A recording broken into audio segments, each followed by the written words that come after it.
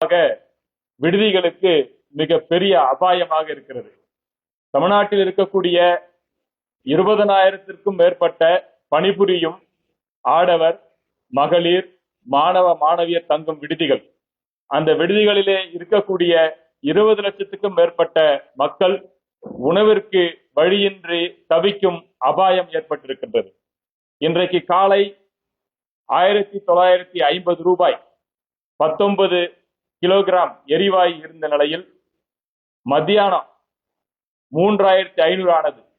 இப்பொழுது 5000 என்று விலையை நிர்ணயிக்கிறார்கள். நாங்கள் விலையை பற்றி கூட கவலைப்படவில்லை. இருக்கக்கூடிய மக்களுக்கு உணவை அளிக்க வேண்டும் என்ற எண்ணத்தில் நாங்கள் இருந்து கொண்டிருக்கின்றோம்.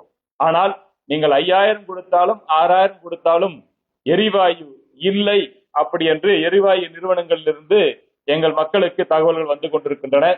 தமிழ்நாடு முழுவதும் இருக்கக்கூடிய விடுதி உரிமையாளர்கள் விடுதியிலே தங்கக்கூடிய குழந்தைகளுக்கு எப்படி உணவு அளிப்பது என்று தெரியாமல், திக்கு தெரியாமல், திசை தெரியாமல் தவித்துக் கொண்டிருக்கிறார்கள்.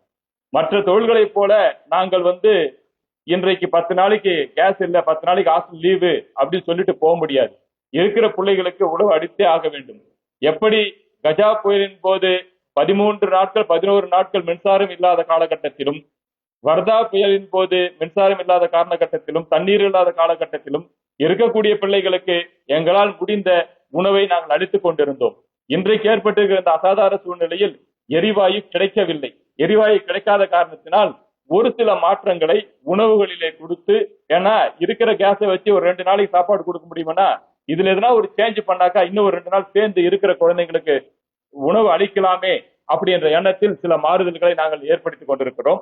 இன்றைக்கு இந்த பத்திரிகையாளர் சந்திப்பின் சார்பாக நாங்கள் என்ன சொல்ல நினைக்கிறோம் என்றால், மரியாதைக்குரிய பாரத பிரதமர் அவர்களுக்கும், தமிழ்நாடு முதலமைச்சர் அவர்களுக்கும், தமிழ்நாடு சமூக நலத்துறை அமைச்சர் அவர்களுக்கும் இந்த இக்கட்டான சூழ்நிலையில், ஏனென்னா பல 100 கிலோமீட்டர், பல 1000 கிலோமீட்டர் தூரத்திலிருந்து சென்னை, கோயம்புத்தூர், மதுரை, திருச்சி போன்ற பெருநகரங்களிலே வந்து தங்கி பணிபுரியும் ஆடவர், மகளிர் இருக்கிறார்கள்.